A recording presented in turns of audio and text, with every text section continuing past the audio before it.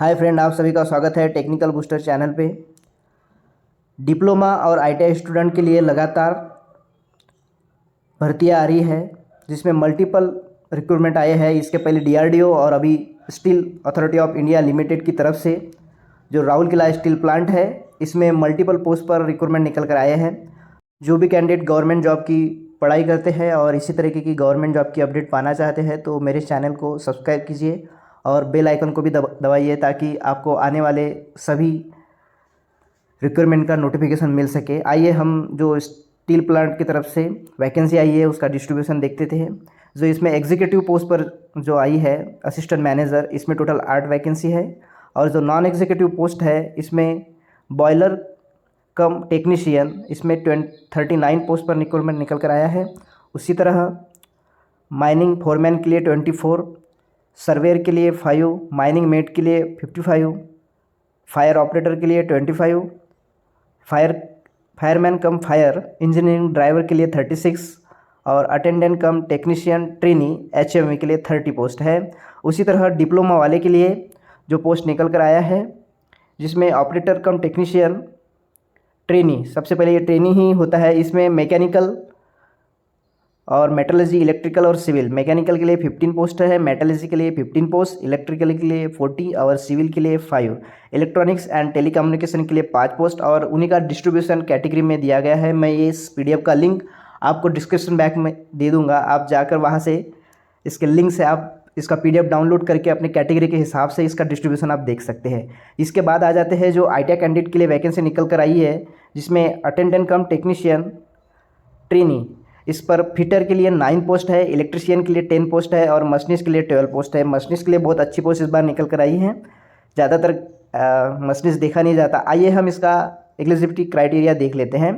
इसमें जो रिजर्वेशन का प्रोसेस रखा गया है, इसमें SC ST और OBC EWS को जो गवर्नमेंट की गाइडलाइन के हिसाब से 5 ईयर प्लस 3 ईयर का जो एज रिलैक्सेशन दिया जाता है वो इसमें दिया जाएगा, क्योंकि इसका मैक्सिमम एज लिमिट हम नीचे देख लेते हैं और एलिजिबिलिटी क्राइटेरिया भी देख लेते हैं। इसमें जो असिस्टेंट मैनेजर का पोस्ट है, इसमें फुल टाइम बीटेक होना बहुत ज़रूरी है, साथ ही में डिप्लोमा इंडस्ट्रियल सेफ्टी ज़रूरी है।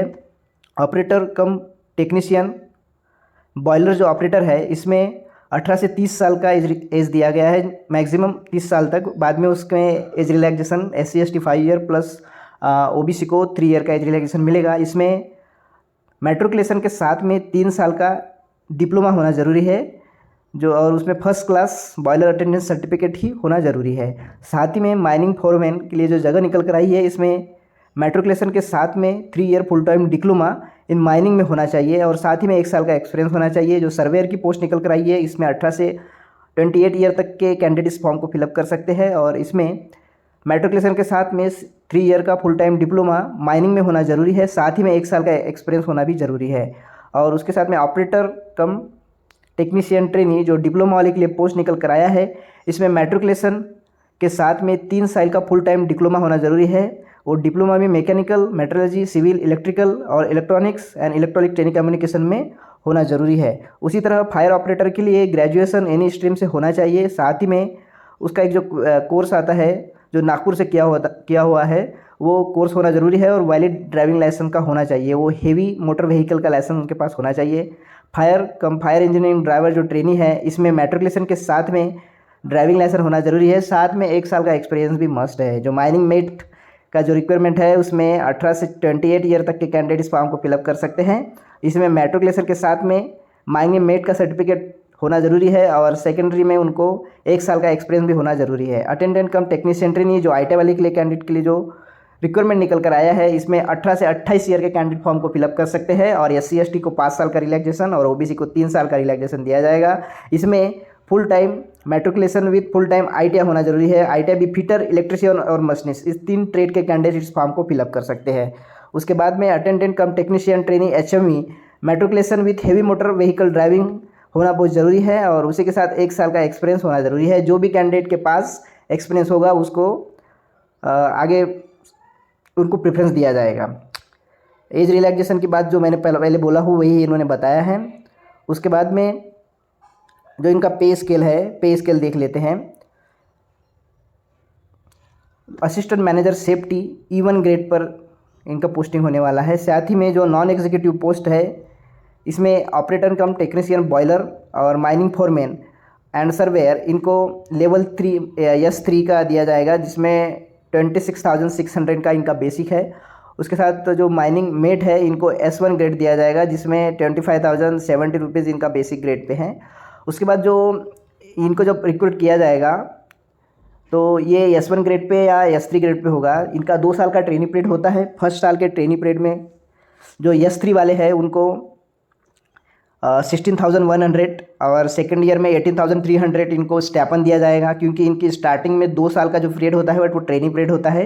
उसके बाद में इनको परमानेंट कर दिया जाता है। उसके बाद में जो भी अदर नॉन एग्जीक्यूटिव की पोस्ट बच गई है जो S1 ग्रेड में आती है उनको फर्स्ट ईयर 12,900 का स्टेपन अलाउंस दिया जाएगा। साथ ही में सेकेंड ईयर में मतलब जो सेकेंड ईयर रहेगा उसमें 15,000 का अलाउंस इसको दिया जाएगा। और ये दोनों अपना जो ट्रेनिंग पीरियड होता है, एग्जीक्यूटिव और नॉन एग्जीक्यूटिव दोनों अपना ट्रेनिंग पीरियड कंप्लीट करने के बाद उनको S1 और S3 के हिसाब से उनको बेसिक सैलरी के हिसाब से सैलरी पे की जाती है और वो वहीं पे परमानेंट किए जाते हैं।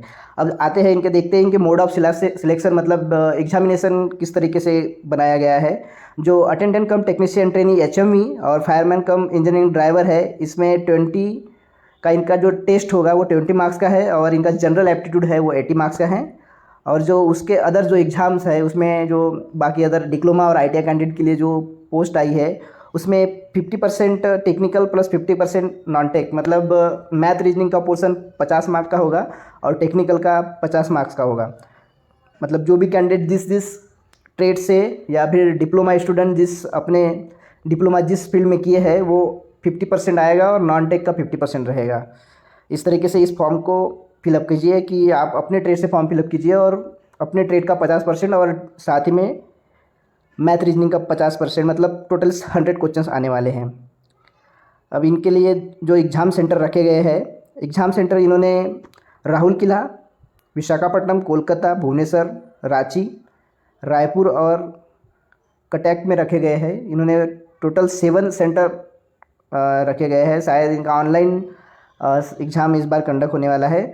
और जो एग्जामिनेशन फीस रखे गए हैं उसमें नॉन एग्जीक्यूटिव पोस्ट के लिए 700 ओपन UR कैंडिडेट के लिए, और जो SC ST PWD और ESM कैंडिडेट है उनके लिए 200 रुपये, और जो नॉन एग्जीक्यूटिव पोस्ट है उनमें UR कैंडिडेट के लिए 500 प्लस SC ST कैंडिडेट के लिए 150 रुपीज़ फीस रखी गई है। और जितने भी S1 ग्रेड के जो पोस्ट आ रही है जैसे डिप्लोमा कैंडिडेट और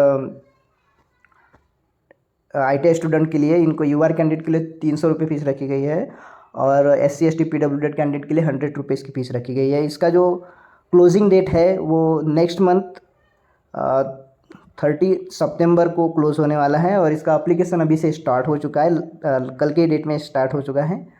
जो भी कैंडिडेट इस फॉर्म में इंटरेस्टेड है या फिर जिस तरीके से उनका क्वालिफिकेशन मांगा गया है वो कैंडिडेट इस फॉर्म को 30 सितंबर से पहले फिलअप करें।